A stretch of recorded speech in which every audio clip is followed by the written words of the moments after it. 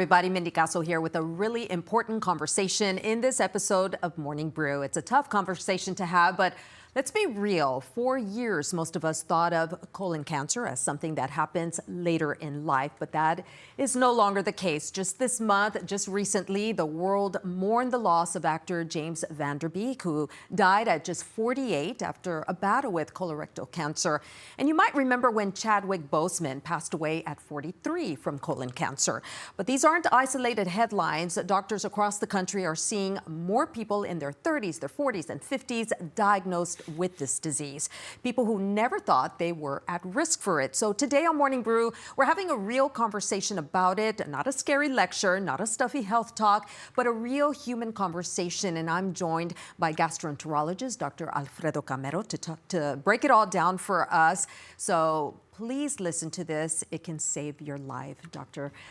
Thank you so much for joining us. Appreciate having you with us today because, you know, these headlines just seem as if they're getting just a little closer together and we don't really know what's happening. But before we get into it, Doc, I want to talk a little bit about yourself. You're in Laredo. How long have you been in Laredo and what do you see here? And you're actually from Laredo. Yes. So let's talk a little bit about yourself. So first off, thanks for having me.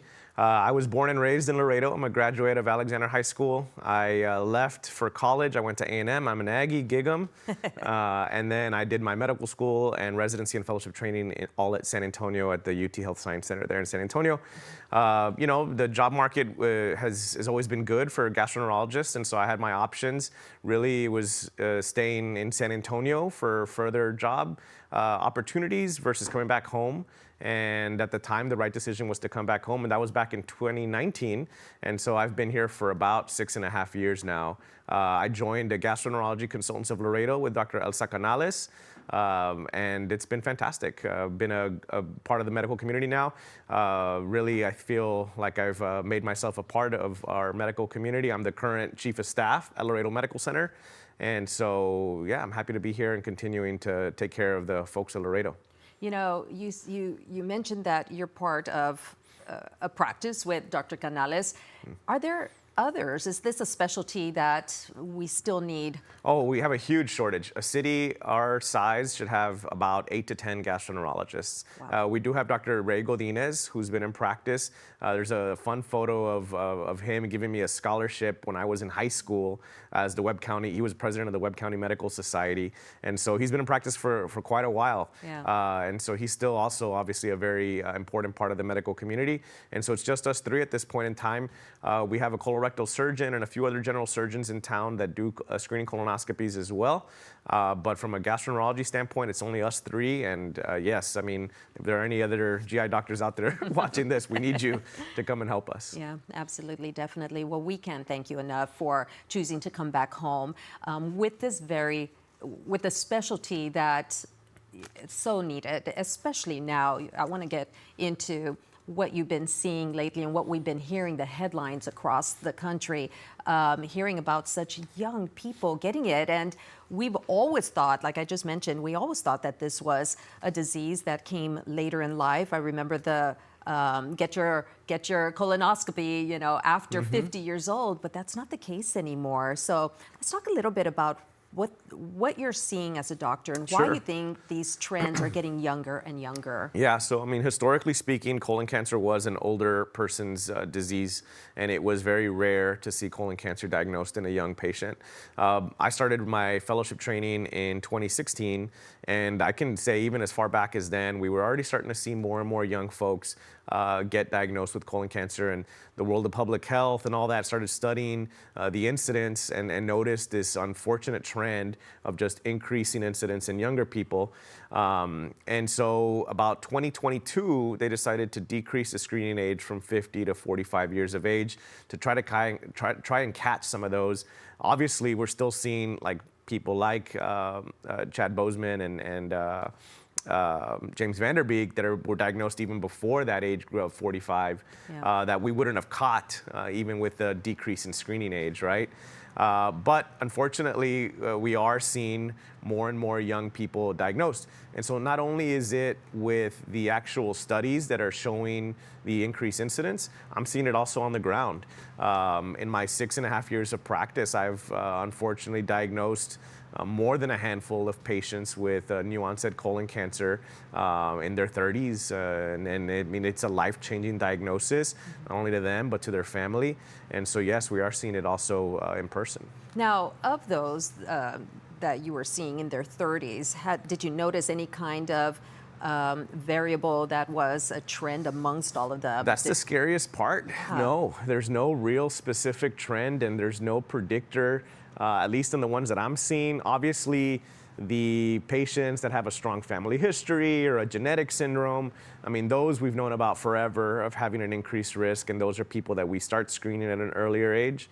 But these sporadic cases, these cases that come out of nowhere, those are the scary ones, because they're patients that were working, having kids, doing all the day-to-day stuff that you would expect, and then all of a sudden, bam, a big life-changing diagnosis like a colon cancer.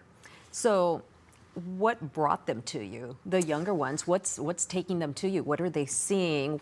Typically, it's some sort of symptom. And unfortunately, for young folks, there's almost always a delay in diagnosis, right? And that's because we normalize the symptoms. Oh, you know, that abdominal pain, it's probably just something you ate. Keep an eye on it. And then maybe they don't follow up, or we don't see them quickly back enough, or their primary care says, we'll see you in a few months. And again, young people being part of that young population, we're busy, right?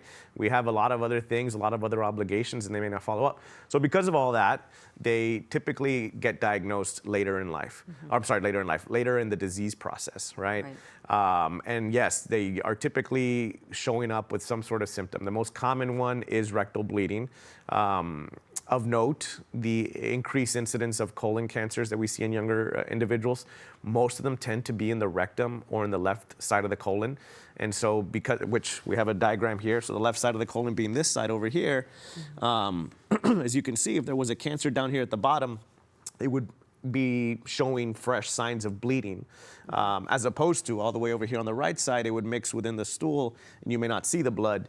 So anytime you see rectal bleeding, that's never a normal thing. Now, it could be something benign like a hemorrhoid, but it's something that should be investigated. And so that's probably the most common symptom that I'm seeing in these patients. And then you have other things like abdominal pain that's vague and just doesn't go away. Scarier things like unintentional weight loss. And so those are the signs and symptoms that we have been seeing patients present with. You know, other than the blood in the stool, the other two that you mentioned, the abdominal pain and the weight loss, that could be anything. I mean, I could see why you just. And you put it off. Right? You just think it's anything else. Yeah. I mean, weight loss, okay, well, yeah, I haven't been eating as much, or, I'm exercising or anything else. Yeah. And then the abdominal pain, I mean, you just think that it's, you ate something. You ate, exactly. Yeah, absolutely. And so, because of that, patients are presenting usually later in the disease process, more advanced stages. Wow. And that's always typically indicative also of a poorer outcome, right? Yeah. If you find the cancer later, the likelihood of curing it is usually lower. Wow. You think that's what happened with Chad and with... Yes, absolutely. These tumors also, not to be an alarmist or anything, but they also behave differently. They are typically more aggressive. When you biopsy them and you look at them under the microscope, they usually are higher grade, so they're faster growing. And because of that, they tend to, again, to have worse outcomes. It's not all bad news, though. These younger patients do tend to have good response rates, especially if caught in that stage 1, 2, or 3. The dreaded stage 4 is what we don't want to find, right? Because those cure rates are very low. And even compared to older people, they tend to have lower 5-year survival rates. So stage 4 is really what we hope to never find on anybody, but especially in these younger individuals. But the stage 1, 2s, and 3s, although more aggressive, they do respond to treatment typically better in these younger people. It's also probably because are healthier. They're able to tolerate the chemotherapy regimens, they're able to get the full treatment. And sometimes these older, more frail people, we have to scale back on some of the chemo that they're getting. Maybe they cut the regimen short. But these younger individuals are able to handle the aggressive care, and they tend to have sometimes a better response. Well, that is pretty hopeful for younger individuals, of course. You know, we got to get them in, though, Exactly. as soon as they start seeing something that doesn't look right. Right. Okay. You asked a question about why we think that this is happening. I wish I had an answer, and I don't, but there are a lot of things being studied as to why. Diet, we think, is definitely a big part of it. More red meat consumption, foods that are highly processed. There's the whole world there, you see in these articles of microplastics, the things that may be in our food, the way that they process the foods. One for sure identifiable risk factor that has been pretty well studied and has a bigger risk that's documented is being overweight and obesity. And so of the young individuals that are being diagnosed, a lot of them are overweight and obese. And it probably, again, ties back to the diet and the foods that they're eating. Right. But those are the things so far that have kind of come out. Environmental factors that they're studying to see, is it one specific thing, a combination, more than likely a combination of several things that are leading to the increased risk. Yeah, interesting. Well, when we come back, we're going to take a short break, but when we come back, we're talking about something many families don't want to think about, but need to. If you or someone you love has been diagnosed with colon cancer, what happens next? So that is the next question we are going to pose with Dr. Camero. Stay with us. We'll be right back.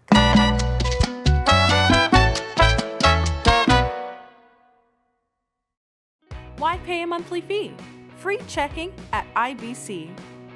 Organic Man Coffee Track, Laredo's first and only coffee air roastery. For over 10 years, we've crafted bold, smooth flavors from around the world, committed to your health by exclusively using organic ingredients. Organic Man Coffee Track. Travel the world, one coffee at a time.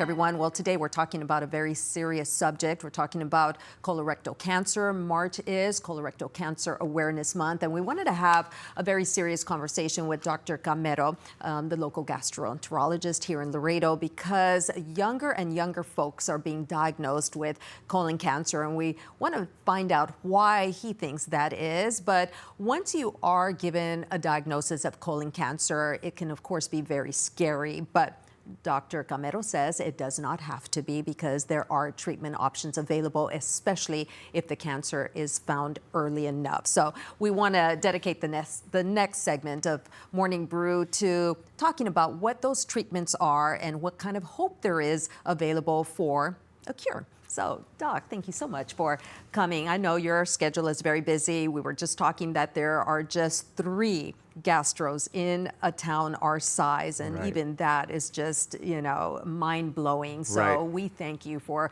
coming back home, Laredo graduate, Alexander graduate, and thank you so much, because obviously we need you here. Thank you. So let's talk a little bit about somebody. You are unfortunate. You've got to tell your patient that this is what you found. What are your next? What's your next conversation like? So, I think I'm the least favorite person in the medical team for a patient that's diagnosed with colon cancer, because it's coming from me that I'm giving them that bad news, unfortunately, first. Because I say that because the next line of people that they end up seeing, the oncologist, the surgeon, the radiation oncologist, they're offering them hope, they're offering them a cure. Not that I don't, but again, I'm the bearer of bad news initially, right? Obviously nobody wants to be diagnosed with any kind of cancer, but colon cancer does have good 5-year survival rates and high cure rates, especially if found early. Stage 1 would be obviously the most ideal scenario, but even stage 2 and stage 3 being the worst of the 3, obviously, has up to a 75% cure rate. And so that's, pretty favorable odds, 3 and 4. Now, obviously, again, like we mentioned in the prior segment, stage 4 is what we never want to diagnose. And so the first thing I tell the patient is, first I ask if they want to bring family in so we can have the discussion with multiple family members. we tell them what we found, but then I also offer them hope that there's a next line of doctors that they're going to be able to see to offer them treatment options. The first most important thing is determining what stage it is, right? And so that's diagnosed with CT scans. I tell them about what I found on the colonoscopy, but most importantly, we want to know, is it localized to that area of the colon? Has it gone, God forbid, to the liver or other parts of the body? And so a CT scan will give us that information. I can tell you that week waiting for that CT scan is probably the most anxious week for these patients. Our office does a great job at calling repeatedly, to LMC and doctors, trying to get an appointment for them, and they are fantastic at squeezing in these higher urgency cases. And so once we get within that week, we get the CT scan, we're able to determine what stage it is. Assuming an early stage, again, good prognosis, their typical first visit after that is a surgeon. General surgeons here in town are very comfortable removing these tumors.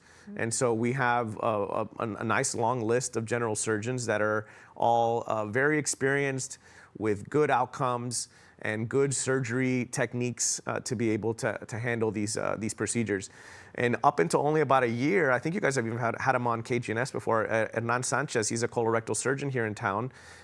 We would have to send all of the rectal cancers, the ones that are really low in the GI tract, up to San Antonio. I was going to ask you what the difference was between rectal cancer and colon cancer. Rectum is just feel that. free to show Yeah, us on rectum is just the very end, the Okay. bottom here of the GI tract. It's the last part of the colon. Okay. And so we used to say in training, in the rectal area, there's a lot of high-priced real estate, meaning you have your anal sphincter, you have uterus, you have ovaries if you're a woman, you have the prostate if you're a man. And so there's a lot of areas there that you got to be very careful when you operate on. And so these surgeons, the colorectal surgeons, have extra training on how to handle these specific procedures. And now we have one in town, which is great. And so we have Dr. Sanchez, who's been handling all of our rectal cancers and tumors with really good results. Is there a higher prevalence of rectal cancer than colon cancer? Are they the same, or is one There's just less more than surface the other? area in the colon, so I see more colon cancers than I do rectal cancers. Got it. But in younger individuals, we are seeing more rectal than we are seeing colon. And so they'll see the surgeon first, and they'll determine, is surgery the next option, or should we send you to the oncologist soon thereafter to recommend chemotherapy? And we have that comes from the surgeon who determines that. Usually it's a combination. So that's the nice thing about cancer care. It's a team. You end up having a team and they all come together. And maybe I misspoke there. I would say the oncologist will have that decision on which comes first, whether it's surgery or chemotherapy. They're kind of the captain of the ship once we have a diagnosis of cancer. And so we have two oncologists here in town. We have Dr. Mahani and Dr. Miranda. Both fantastic and both always willing to go the extra mile for their patients to make sure that they get seen quickly and get the care that they need. So once we have a determination of stage, we have a good treatment plan. Laredo is equipped to be able to handle these cases, from the surgery to the chemotherapy and their infusion centers.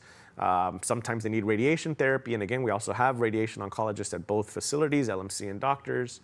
And so we're able to handle all of these. The world of colon cancer and colon cancer management, especially in those early stages, has become very algorithmic. And so there's not a lot to stray from. It's really a simple formula that's been tried and proven on what works and what doesn't. And so all of our healthcare providers here in town are well versed in this algorithm, and that's why we have good results.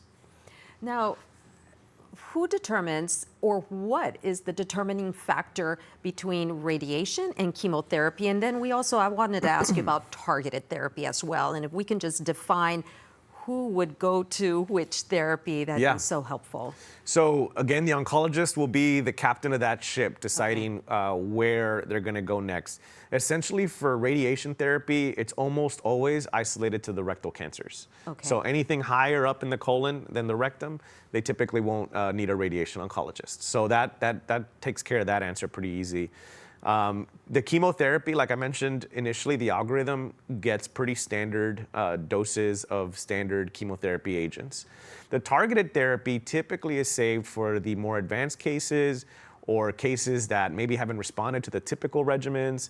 So that usually is not early on, it's usually later, but again, the oncologist will be the one to decide that. And for our viewers who don't know what the difference is between radiation and chemotherapy, we know that radiation is radiation. Chemotherapy is through Chemotherapy is intravenous. almost always an intravenous drug. There are some out there now that are oral. That are pills now. Exactly. But again, those typically fall more along the lines of the targeted therapies further down. The initial ones are given through an IV.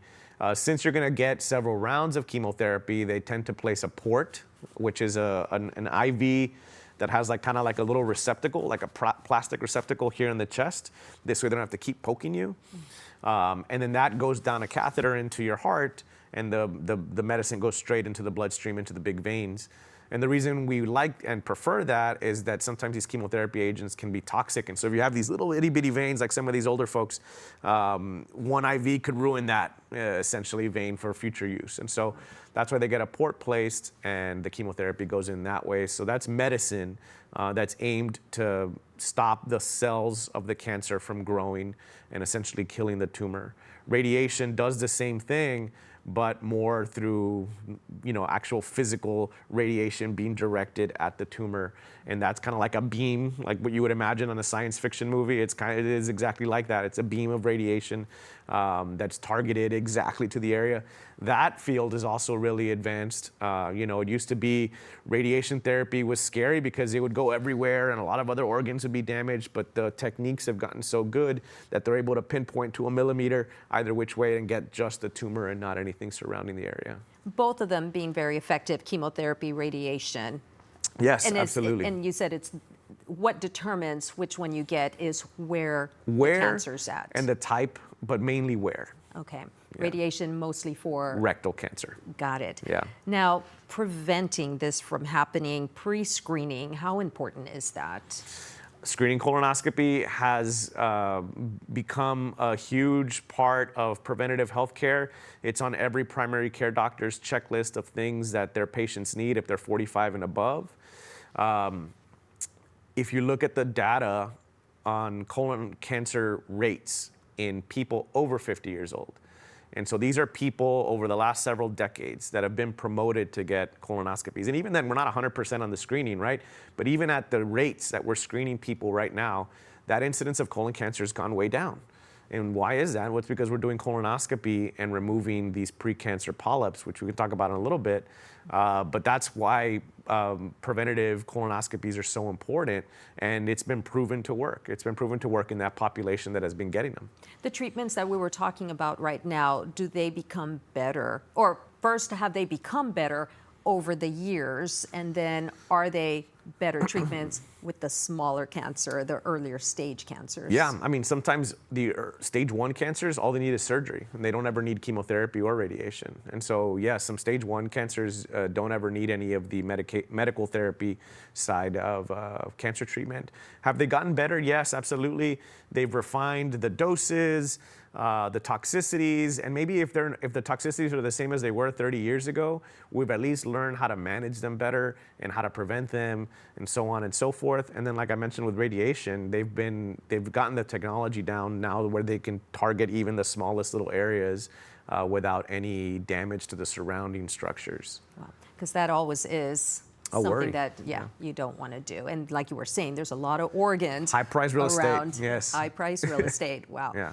Doc, we're going to take another quick break, but when we come back, we're going to focus on something empowering. We talked a little bit about prevention right now, what we can do right now to lower your risk and potentially save your own life. So stick around. We've got another really continuing conversation with Dr. Camero. We'll be right back.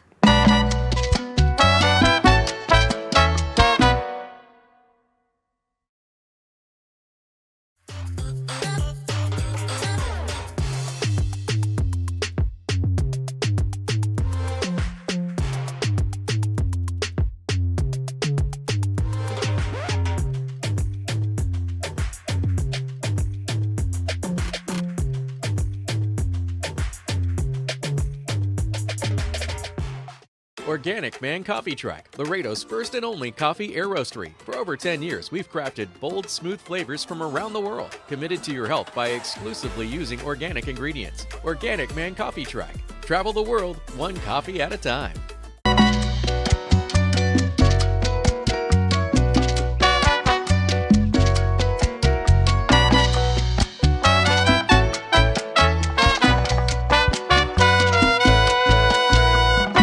Welcome back, everyone. Well, we're having a really heart-to-heart conversation with Dr. Alfredo Camero. He's a local gastroenterologist here in town, and we have gotten to the point of this episode of Morning Brew where we're going to talk a little bit more about prevention and how can we catch colon cancer early, because, of course, early detection means a higher curable rate. So, Doc, thank you so much for sticking around with us. Appreciate having you with us. So let's talk a little bit about prevention, specifically the dreaded colonoscopy. Yes. Lots of folks, including myself, have just put it off. We know we're supposed to be doing it, but we just, for whatever reason, the uncomfortableness, things that we've heard, we just keep putting it off. So what can you tell us? How can you convince us to go in there and just get it done? Yes, well, first off, it works, right? The data shows that it's a very effective preventative test for colon cancer.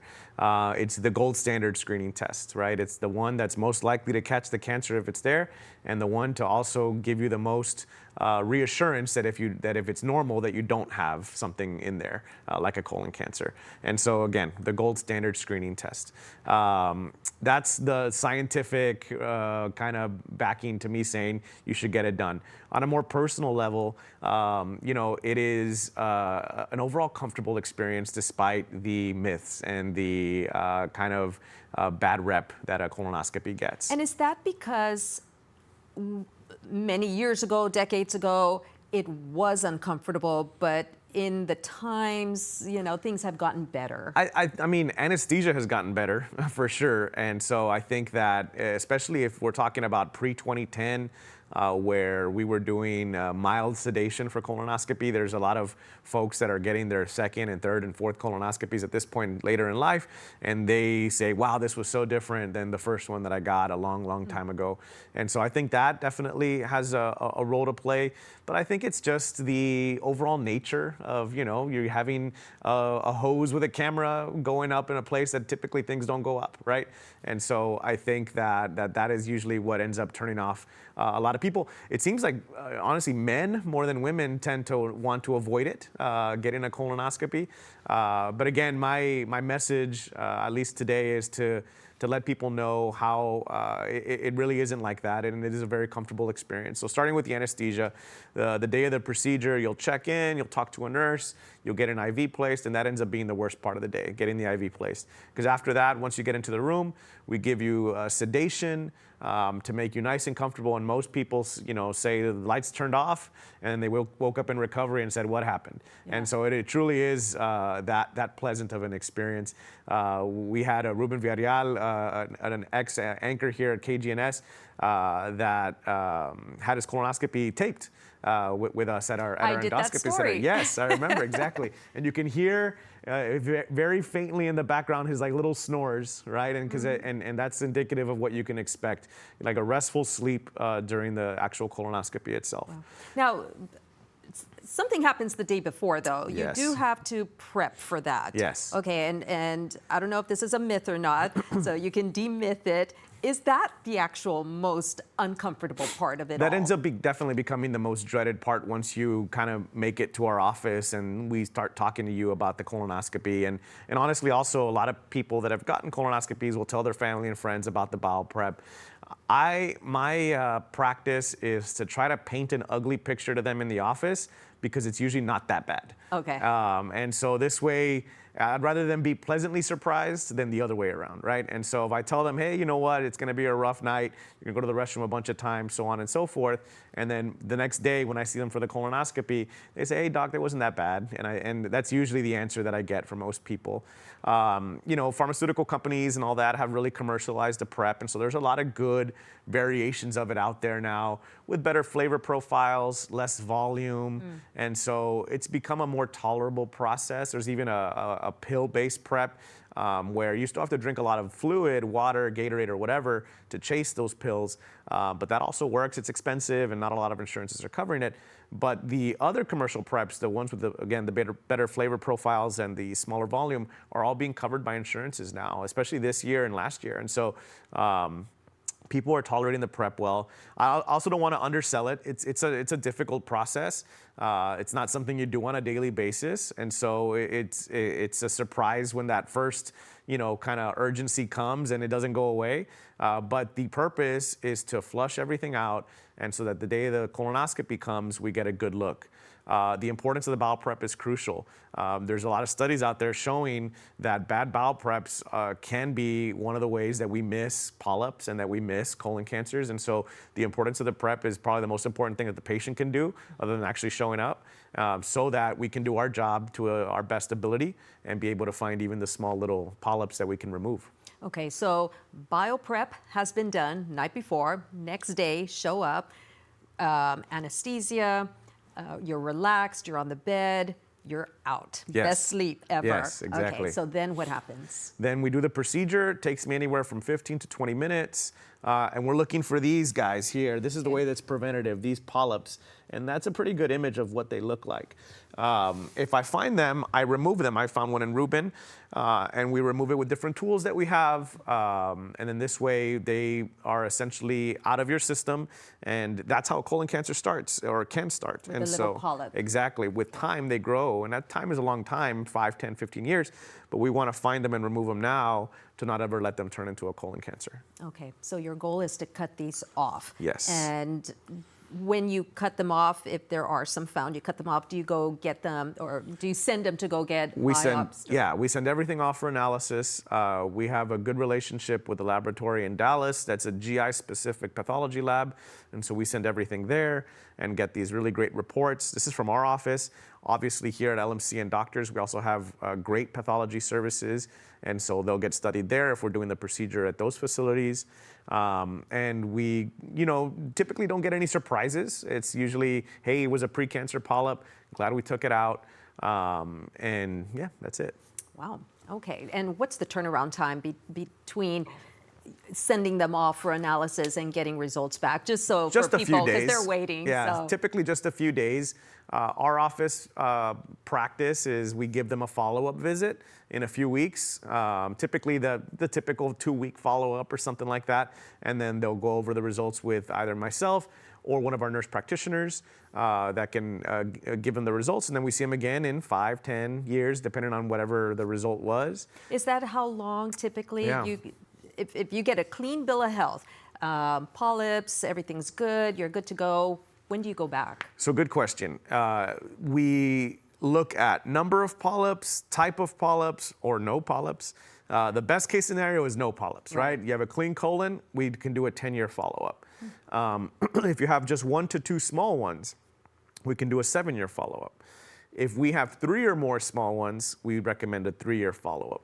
Or if we have any, it doesn't matter the number, but if the size is big, and we use a centimeter as that determining factor, if we have anything over a centimeter, that is a scary polyp because that's one that could have been a cancer sooner rather than later. And so the fact that you've already made one puts you at a higher risk category. And so those are 3-year follow-ups also. Now, what if you had an immediate family member who did have colon cancer? Good question. So that everything we've talked about up until this point for this segment is average risk individuals, right? Okay. Anybody with a 1st-degree family member with colon cancer is by definition higher risk. And so those folks actually start even earlier. We mentioned 45 being that age. Those guys start at 40. Or 10 years before their family member was diagnosed. And so if their family member was diagnosed at 45, we would actually recommend for them to start screening at 35. Wow. Yeah, and so now obviously it's rare, unfortunately becoming more common with these younger patients being diagnosed, but typically 40 is a good number to think of. And then those patients get screened every 5 years instead of 10, even in the setting of normal colonoscopies. Wow. Okay. So got to keep that in mind. Start asking questions if you don't know your family history. Yeah. Just, start asking Absolutely. different folks in your family just so that you can assess your own risk. Our Laredo culture, sometimes we're very private about what's Yeah. going on. And so I do ask some patients, what about your family history? And they say, I have no idea. So yes, it is important to know. It could affect on how we treat you and manage your case. Okay, perfect. Well, let's also talk a little bit about other high-risk factors. I've heard about the smoking factor. Does that make you higher risk for colon cancer? Yes, it doesn't put you in a category where you should should get an earlier screening. That's more based off your age and family history. But absolutely, tobacco and smoking cigarettes increases your risk of colon cancer, just like it increases your risk of lung cancer and all other types of cancers, right? Stomach cancer, so on and so forth. And so, yeah, smoking is one of those things that if you look at any cancer and you look at risks associated, tobacco will be on there on almost every single one, and colon is just like all the others. Yeah, absolutely. It's just, when it comes to tobacco, it just doesn't seem like it does anybody anything No, good. it doesn't. Let's kind of pivot a little bit, Dr. Camero, and talk a little bit about color guard, and let's differentiate between color guard and colonoscopy, because there are some physicians who, you know, might recommend color guard as just maybe a first step.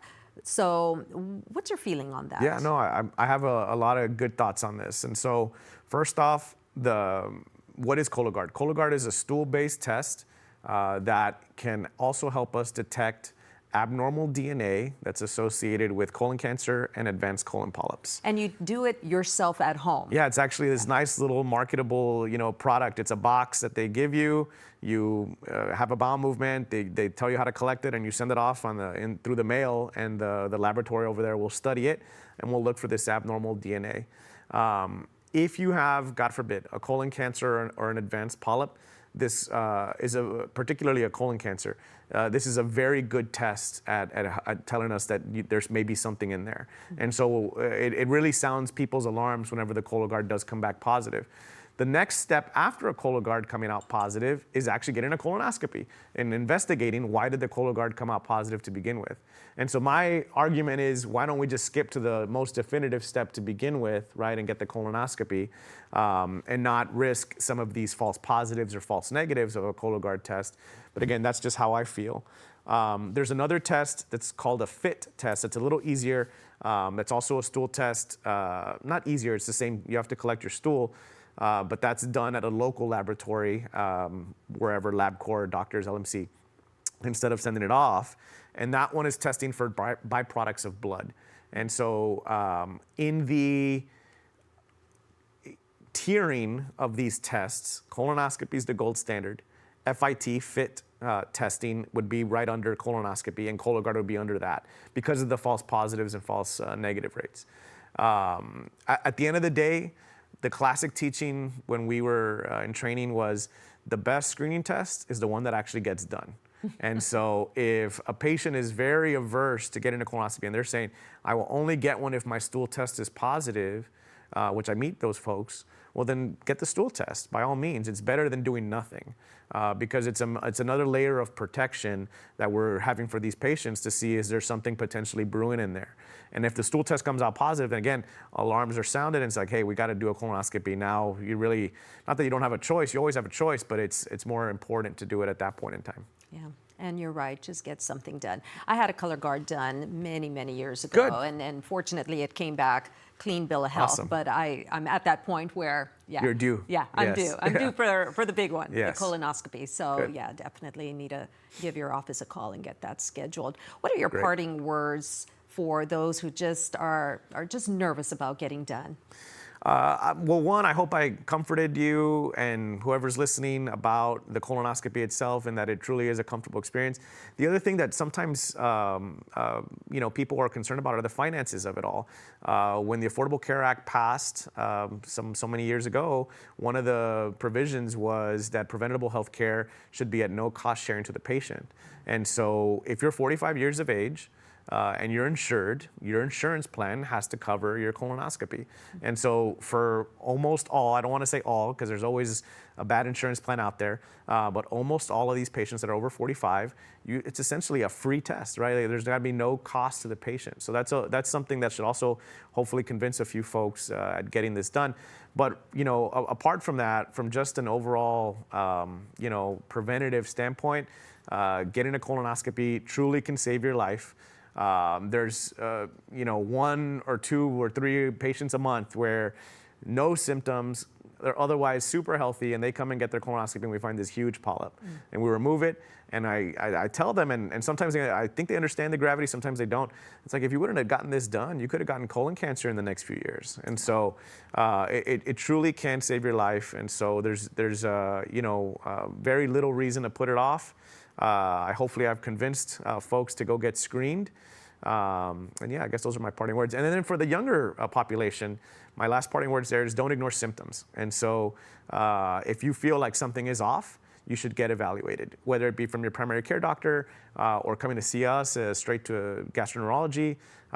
If there's something off, rectal bleeding, abdominal pain, unintentional weight loss, just go get a simple evaluation that may prompt more testing or not, but at least we can say that we got the right first step started. Okay, well, you have convinced me. Good. You have Good. convinced me, so I will definitely be calling the office. And for everybody else, call your office, schedule something. Yeah, if you Google my name or Gastro Consultants of Laredo, you'll see our office stuff on there. Yeah, we're pretty easy to find. Okay, thank you so much, Doc. We really appreciate having you with us. And once again, March, of course, being Awareness Month for colon cancer. So this is the month that we need to get it done. Yes. We appreciate having you with us. So once again, if you take just one thing away from today's conversation, let it be this: do not ignore the symptoms. Don't delay screening. It can definitely save your life. And that does it for this episode of Morning Brew. Until next time, of course, like we always like to say, enjoy the brew.